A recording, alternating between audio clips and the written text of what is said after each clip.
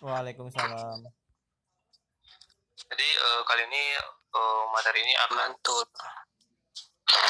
materi ini akan lebih ke apa itu pengertian musculoskeletal disorder di agrikultur sama bagaimana cara menilainya, terus bagaimana uh, kayak berubah posisi ergonomis dari kerjanya sampai ke upaya preventifnya. Karena kalau misalnya upaya kuratif atau tata laksana itu nanti mungkin banyak outputnya. Soalnya kalau di musculoskeletal disorder ini sendiri bisa ke nanti ke sprain atau fraktur atau dan sebagainya. Itu mungkin bakal dibahas di blog musculoskeletal. Jadi pertama ini faktor risiko dari musculoskeletal disorder atau MSDS. Jadi faktor risikonya ada berbagai macam. Yang pertama itu bisa manual handling, lalu ada repetitive manual task, lalu ada postur kerja yang buruk atau tidak ergonomis, lalu ketegangan yang berlebihan pada otot, terus penggunaan peralatan tradisional dalam bekerja, vibrasi yang konstan dan cukup lama, temperatur tinggi, localized kontak stres, lalu juga ada mengangkat beban berat. Nah, dari MSDS ini, tiga kuncinya ini yaitu onset yang lama, yaitu misalnya suatu pekerja itu sebagai petani gula aren, dia udah bertahun-tahun sebagai petani gula aren dengan cara manual. Dia mengangkat gula arennya di punggung, terus cara naik ke pohon gula arennya juga menggunakan peralatan tradisional. Nah, ini salah satu faktornya. Terus yang kedua itu kumulatif, yang mana berbarengan dengan yang pertama ini dia onsetnya lama, terus kumulatif, yang mana makin hari semakin mudah dan terus berulang dalam waktu lama. Terus juga long term exposure, jadi paparannya juga lama. Misalnya dalam onset yang lama itu dia kumulatif memperparah posisinya atau tubuhnya, terus dia juga exposure-nya dalam waktu yang lama. Nah, cumulative trauma disorder ini konsepnya ada tiga yang tadi dijelaskan. Bisa cedera pada jaringan lunak, nih bisa ke strain, bisa sprain, atau dan sebagainya. Atau bahkan kalau bisa juga terjadi kelalaian kerja hingga terjadi fraktur pada kerja tersebut. Terus bisa juga terjadi nyeri, inflamasi, gangguan fungsi. Mungkin ini lebih ke apa ya, lebih ke materi muskuloskeletal, jadi nanti bakal dibahas tentang okupasionalnya karena di agromedis. Terus gejalanya itu disebabkan atau diperberat oleh gerakan yang berulang atau eksersi yang statis, atau kayak dia mengangkat tangan terlalu lama eksersi. Nah, faktor risiko dari CTD ini, cumulative trauma disorder, ini ada repetisi, terus awkward posture atau posisi tubuh yang tidak anatomis dalam waktu lama, seperti misalnya seorang petani yang jongkok terlalu lama, atau mungkin dia berdiri pada kaki yang menumpu lebih berat sebelah kiri atau kanan, atau forceful exertion, atau kayak menarik atau mendorong beban berat dengan secara maksimal dalam waktu lama. Terus kontak stres, lalu ada psikososial stres. Yang pertama ini repetisi. Repetisi ini merupakan pergerakan yang berulang, yang mana tidak memberikan recovery time bagi otot, tendon, dan ligamen. Ini bisa juga misalnya pada pekerja pabrik, seperti dia misalnya pada bagian pengemasan produk gitu, dia kan secara repetisi mengulang kerjaannya, mengulang pergerakan tangannya dalam waktu yang lama. Nah, ini bisa dikurangi faktor risikonya ini atau upaya preventifnya dengan cara memberikan tugas yang lain. Terus juga meningkatkan frekuensi istirahat atau mini breaks. Jadi mini breaks ini kayak misalnya dia kerja dalam waktu yang sekian, terus istirahatnya kan pada umumnya misalnya istirahatnya jam 12 itu isoma. Nah, pada ini untuk mengurangi faktor risiko repetisi ini, bisa istirahat yang panjang tadi pada isoma tadi bisa dikurangi, terus dipecah jadi banyak gitu. Misalnya dia kerja dari jam 8 sampai jam 11, terus dari jam 8 sampai jam 11 itu bisa diberi istirahat 5 sampai 10 kali yang dalam waktu yang hanya sebentar. Cuman itu tuh dalam penelitiannya lebih efektif dalam mengurangi mengurangi kelelahan otot. Misalnya dia istirahat 1 menit dalam beberapa kali per jam, atau lebih baik istirahat 15 menit tiap 2 jam. Terus yang kedua tadi, sustain atau upward position, itu posisi yang tidak tepat atau cenderung memberi beban lebih pada satu sisi tubuh pada saat bekerja. Misalnya dia jongkok atau membungkuk. Kan kalau jongkok atau membungkuk itu memberi beban lebih pada punggungnya, yang mana punggungnya itu yang seharusnya punggung itu normalnya bisa menahan beban dalam posisi tegak. Nah, kalau posisi jongkok atau bungkuk ini dia lebih menahan beban tubuh bagian atas, sehingga dapat memperbesar resiko dari MSDS tersebut. Terus juga vertical exertion, ini kayak pada agrikultur, yang mana bila mengangkat beban berat, misalnya dia buruh kuli, atau dia mengangkat mengangkat buah-buahan dalam jumlah yang banyak di punggungnya, atau mendorong atau juga bisa menarik, terutama dipengaruhi oleh perilaku kerja.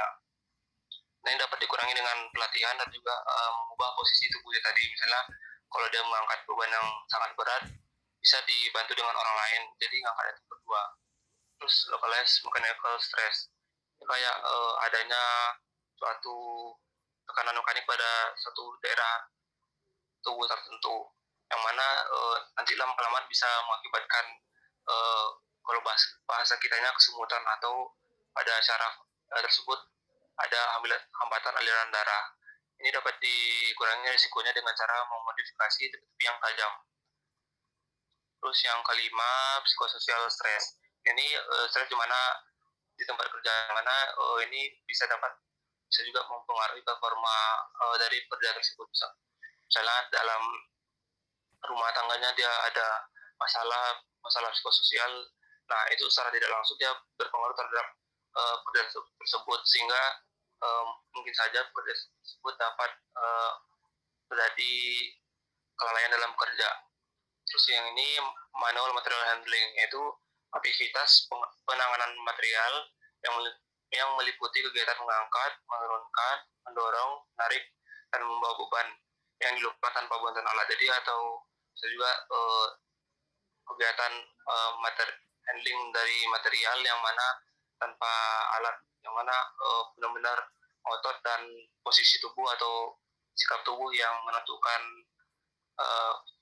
hal tersebut.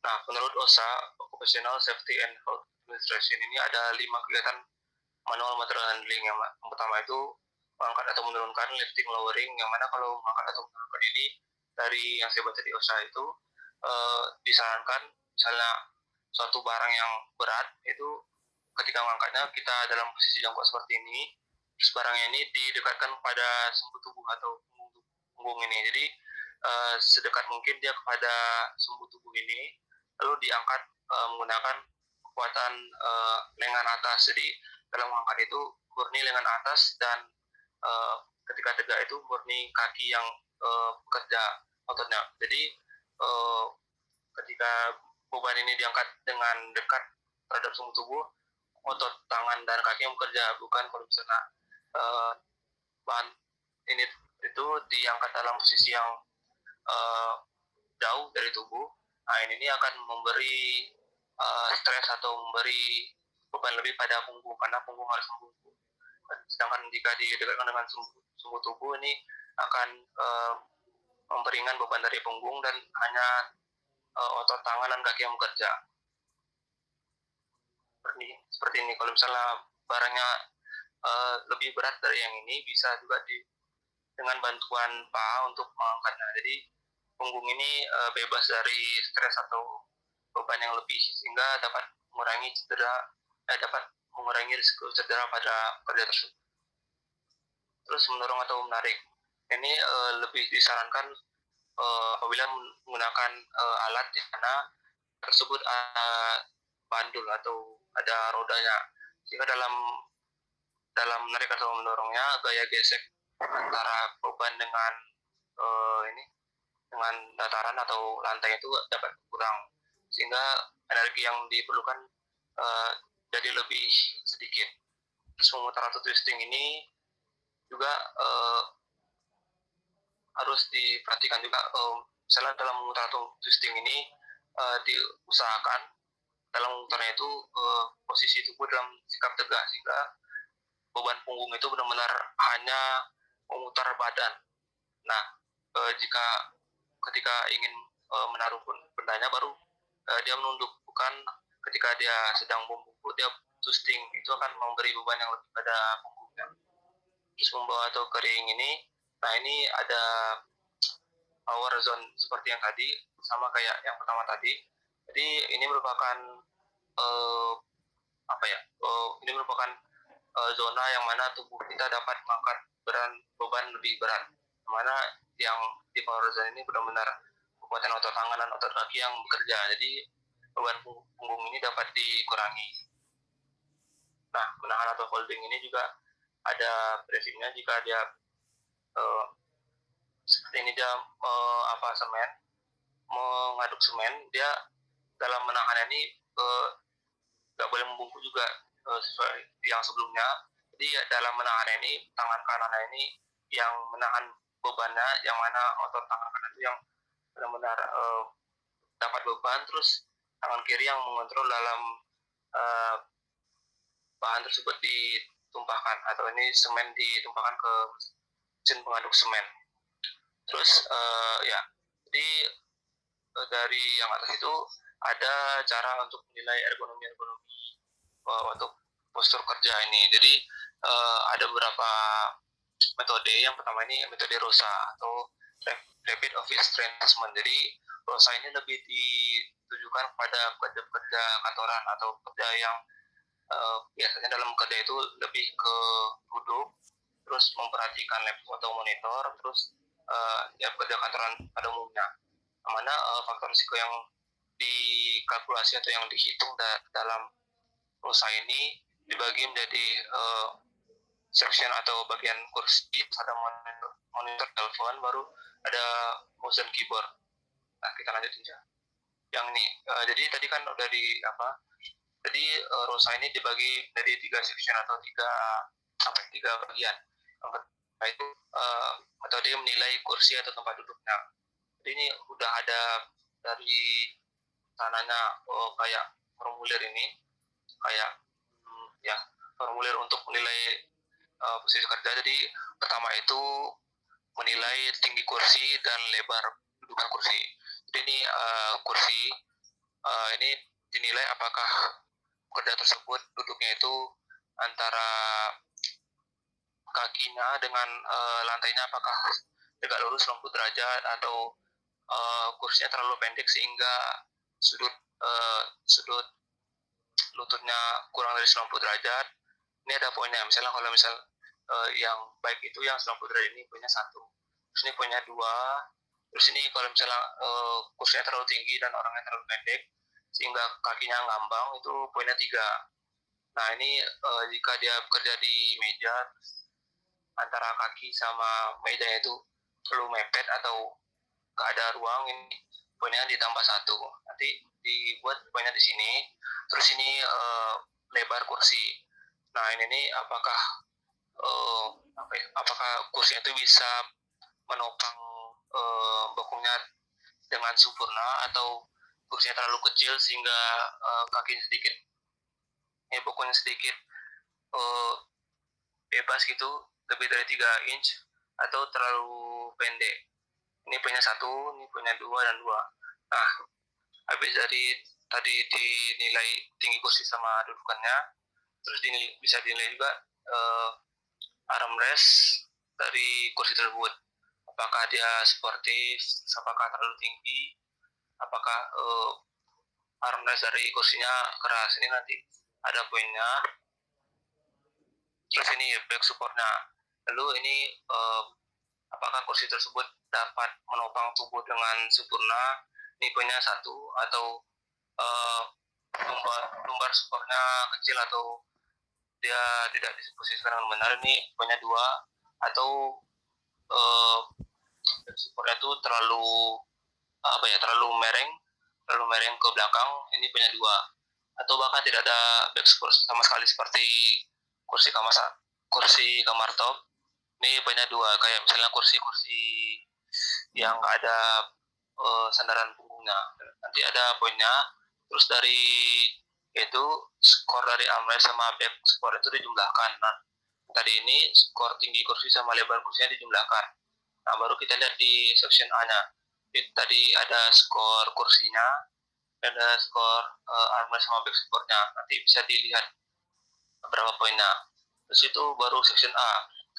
Terus ada tambah juga pada ini, skornya ini ditambah juga dengan skor durasi penggunaan kursi. Misalnya pekerja tersebut bekerja kurang dari 30 menit atau kurang dari 1 jam, maka skornya dikurangi 1. Terus kalau misalnya kerjanya 1 jam sampai 4 jam, maka itu poin durasinya ditambahkan 0, poin total tadi. Terus kalau misalnya kerjanya lebih dari 4 jam per hari, maka skornya ditambahkan 1. Nah, ini nanti untuk digunakan di skor akhirnya.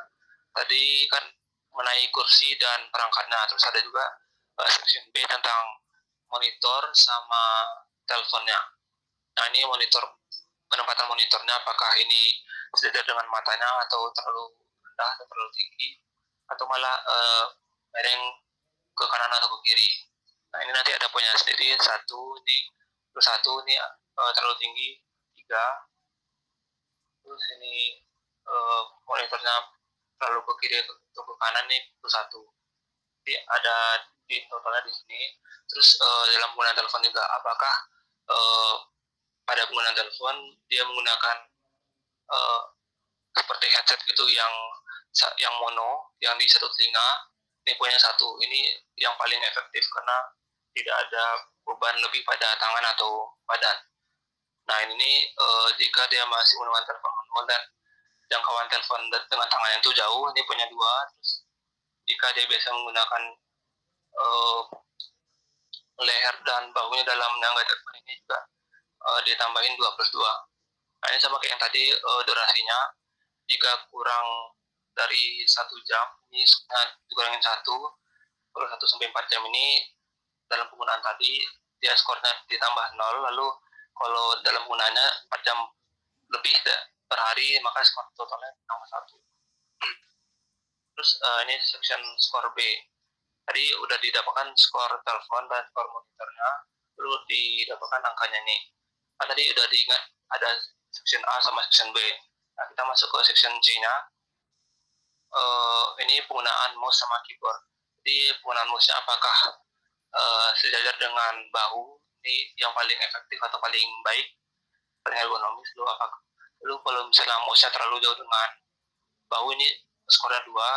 Lalu apakah mouse-nya pada tempat yang berbeda, misalnya dia monitornya di meja, terus mouse-nya di meja lain, ini ditambahin 2 poinnya. Nanti ada total skornya. Terus ini keyboardnya, dalam penggunaan keyboard, apakah tangan dan pergelangan tangannya itu rileks dalam kerja, atau di bagian pergelangan tangan ini biasanya lebih efektif itu diberi bantalan untuk meminimalisir dari kesemuatan tadi. Ya, terus ini apakah keyboardnya terlalu tinggi atau membentuk sudut di sini, ini punya 2.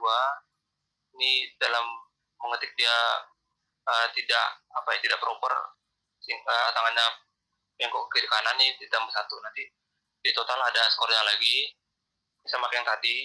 Kalau kurang dari 1 jam dia kurangin 1 skornya, skor durasinya. Terus kalau 1 sampai 4 jam skornya ditambah 0 atau sama.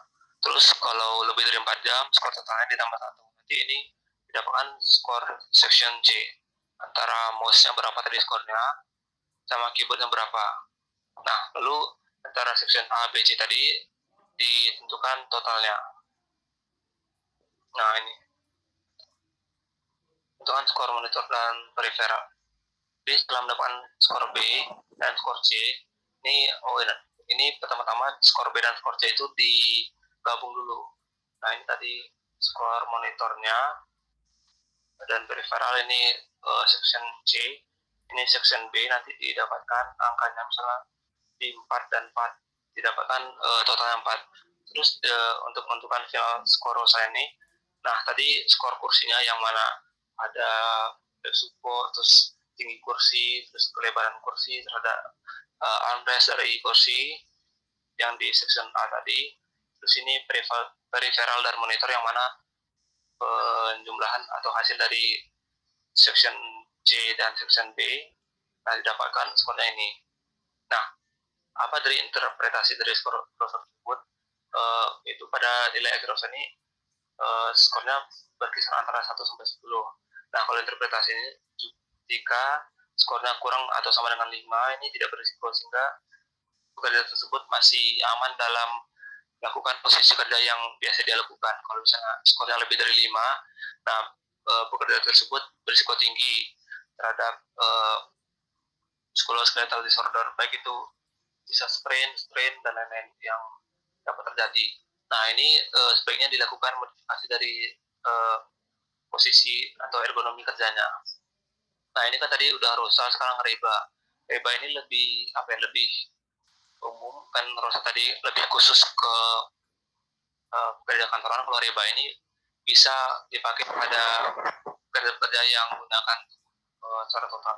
Nah, secara umum ini metode REBA ini merupakan metode yang digunakan untuk menilai pekerja dengan menilai sudut lehernya dalam kerja, terus kaki, terus lengan atas, lengan bawah, pergelangan tangan, dan padang tubuh untuk mengetahui risiko terjadinya musculoskeletal disorder. Dari pernah saya baca dari beberapa jurnal, misalnya jurnal yang untuk mengetahui bagaimana faktor risiko kerja dari petani penyadap gula aren. Nah, ini bisa digunakan metode REBA, karena metode REBA ini lebih mencakup semua bagian tubuh, karena dia kan repeat entire semua tubuh, dari menentukan sudut leher, kaki, lengan atas, lengan bawah, pergelangan tangan, dan badan tubuh. Nah, ini ada bacaan lebih lanjut, mungkin karena ini terlalu panjang, jadi saya singkat saja. Jadi secara akhirnya nanti skornya ada 1, ini nggak ada resiko, nggak perlu dilakukan perubahan postur kerja. Terus 2-3 ini totalnya ini risiko rendah, mungkin bisa dilakukan perubahan atau modifikasi posisi kerja yang lebih baik. Terus 47 ini medium risk, terus diperlukan investigasi lebih lanjut dan dapat dilakukan perubahan posisi kerja dalam waktu dekat. Terus 80 ini risikonya tinggi. Nah, ini harus dilakukan investigasi atau penilaian posisi kerja, lalu dilakukan perubahan dari posisi kerja. Nah, yang skornya lebih dari 11 ini sangat berisiko tinggi, dan harus diubah langsung posisi kerjanya, karena dari jurnal yang saya baca itu yang mengenai postur kerja pada petani penyadap gula aren itu, yang skornya 11 ini lebih ke misalnya dia tidak efektif dalam memanjat pohon aren, sehingga bisa saja beberapa faktornya seperti bapak tersebut terjatuh dari pohon. Nah, ini makanya skornya bisa 11, atau ketika dia manjat dia kehilangan grip hingga terjatuh. Nah, sama kan. Terus ada juga ketika dia mengangkut arennya turun ke bawah, dia bertumpu pada satu sisi pundaknya, sehingga berisiko tinggi akan dislokasi sendi bahu atau bahkan terjatuh dari pohon. Nah, ini sangat berisiko tinggi dan harus dilakukan perubahan secara segera. Oke, secara umum ini REBA-nya. Oke. Jadi REBA ini dibagi kalau dari sini, dari asesmennya ini bagi dua garis besar. Pertama itu dinilai neck, trunk, dan leg analisis leher, badan, dan kaki, dan bagian-bagian tubuh tangan dan kaki. Nah, ini kita nilai posisi lehernya, ada sudutnya tersendiri. Kalau misalnya sudutnya kurang dari 20 ini 1, kalau sudutnya ini plus 2, kalau sudutnya ini juga 2. Jadi kalau dalam kerja dia lehernya terlalu ke depan, bungkuk, atau ke belakang, dia dapat skor 2. Nah, ini nanti dilihat di tabel ini. kan warnanya abu-abu. Nah, ini plus 1 nanti di sini, plus 2 di sini, plus 3 di sini. Nah, kita lihat posisi tubuh atau terangnya. Nah, ini kalau posisi tubuh yang bagus atau tegak lurus itu plus 1. Kalau misalnya sedikit membungkuk ke depan atau ke belakang 20 derajat ini plus 2, atau mungkin ini membungkuk yang lumayan plus 3 sampai 60 derajat. Berarti hampir seperti posisi sujud tapi nggak sampai sujud gitu. 60 derajat. Terus ini 60 derajat lebih atau mungkin seperti posisi sujud atau jongkok yang berlebihan atau malah kayang gitu. Ini skornya 4. Nah, ini dilihat warnanya warna biru. Nanti di sini dicocokkan. Jadi apakah ada 1, 2, 3, 4, 5.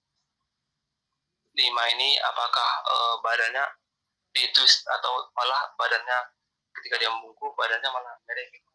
Ini bisa ditambah 1 atau nanti 5 posisi. Terus posisi kakinya, apakah kakinya lurus ini sejajar seperti tegak sigap berdiri, atau satu kaki naik, atau dia sedikit jongkok, atau malah dia squat 40 derajat. Ini plus 2. Nanti ini habis ini bisa ditentukan dari posisi neck, legs, dan tulangnya didapatkan angkanya. Terus 5 ini postur skornya, skor tambahannya. Terus ini ada step 5, apakah ada beban atau tidak. Nanti dapatkan total skor A. Nanti di sini skor A berperan. Lalu ini habis dianalisis leher, badan, dan limb atau leg. Lalu bagian arm dan wrist, bagian tangannya dengan bawah utama ini. Dilihat posisinya, sudutnya, nanti bisa dia hitung 1, 2, 3, 4. Nanti upper arm skornya nanti di sini warna merah 10, 3, 4, 5, 6, 4. Ini tambahannya apakah dia lebih naik bahunya itu 3, 4, 5, 6. Terus nih posisi dengan bawahnya, apakah dia sudut atau lurus, atau dia malah sudutnya. Nanti ada itunya, poinnya 1, 4, 2. Terus wrist atau pergelangan tangannya, apakah dia seperti ini lurus atau 15 derajat deviasinya, atau lebih dari 15 derajat, atau lebih dari 15 derajat dia lihat warnanya oranye. Nanti dimasukin dalam tabel ini, dilihat tabel B-nya. Nah, nanti ini ada postur tambahan dari ininya, apakah dia handle-nya ada grip dan lain-lain. Skor totalnya skor B. Nah, skor B, skor C ini nanti bisa dilihat skor totalnya, dan skor EBA-nya dapat diketahui. Jadi interpretasi tadi udah di atas nih. Mungkin ini sedikit lebih rumit, tapi kalau misalnya ditanya kita udah tahu lah gitu, silahkan. Kalau di SKDI juga saya nggak tahu juga ini kompetensinya berapa, mungkin bisa 4 atau bisa 3, atau mungkin ini untuk dokter spesialis okupasi juga saya kurang tahu. Terus ini ada juga metode RULA, sama kayak atas nanti ada berupa ini juga berupa asesmennya. Jadi RULA ini secara umum metode ergonomi yang digunakan untuk menganalisis postur kerja pada bagian tubuh atas, jadi lebih ke upper limb. Nah, nanti dalam RULA ini lebih kompleks ke upper limb. Kalau tadi kan ada ke dinilai posisi kakinya, kalau RULA ini lebih ke bagian tubuh atasnya. Nah, ini digunakan untuk screening pada pekerja yang mana risikonya tinggi pada kerja dengan ekstremitas atas. Terus untuk mengetahui apakah ada asosiasi posisi kerja dan excessive force. Lalu ada juga untuk mengetahui scoring dan action levelnya. Terus juga untuk provide user friendly assessment atau assessment yang udah dipahami. Cuman ya agak rumit sih sebenarnya. Terus limitasinya nih atau kelemahan dari RULA ini, dia tidak menghitung durasi dari kerjanya, terus tidak available recovery time-nya sama hand arm vibration. Jadi ini nih nggak bisa dihitung dalam metode Rula. Terus dia hanya bisa melihat worst case posture, jadi posisi terburuk pada suatu saat gitu. Terus dia membutuhkan asesmen yang menggunakan bagian kanan dan kiri badan. Nah ini scoring tadi sama kayak Reba tadi, cuman kalau Reba tadi scoring sampai 11 karena dia sebenarnya lebih kompleks dari Rula ini sampai 6 poinnya. Ada bacaan lebih lanjut mengenai ini, sebenarnya cuman ya sedikit rumit sih.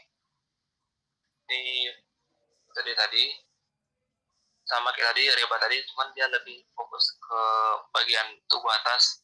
Ini nanti dilihat upper armnya, skornya, terus lower armnya, terus ini wrist skornya, ulangan tangannya, ya gitulah interpretasinya ini ya. Terus tambahan ala ini sebenarnya yang lebih difokuskan ini harusnya ala agricultural lower limb assessment. Cuman dalam secara umum ini untuk mengetahui dan menilai postur kerja pada agrikultur yang berfokus pada lower limb atau bagian kaki bawah. Nah ini metodenya ini dikembangkan di Korea. Namun dari jurnal yang saya dapat ini dalam bahasa Inggris ini berbayar, jadi belum dapat yang full Inggrisnya, cuman dapat sih tapi yang berbahasa Korea. Jadi secara umum yang mungkin tidak bisa dibahas pada kesempatan ini. Kalau dibuka ya, jadi ini jurnal dari Koreanya benar-benar bahasa Korea. Sendiri nggak ngerti apa maknanya ini. Nanti ada juga dalam ini ada asesmennya tersendiri ini kayak tadi, cuman ini bahasa Korea, cuman jadi nggak ngerti apa artinya. Jadi mungkin itu saja dari yang musculoskeletal disordernya. Mungkin teman-teman ada yang ingin tanyakan yang lain? Kamsahamnida. Mantul. Bahasa Korea jadi nggak bisa dibahas.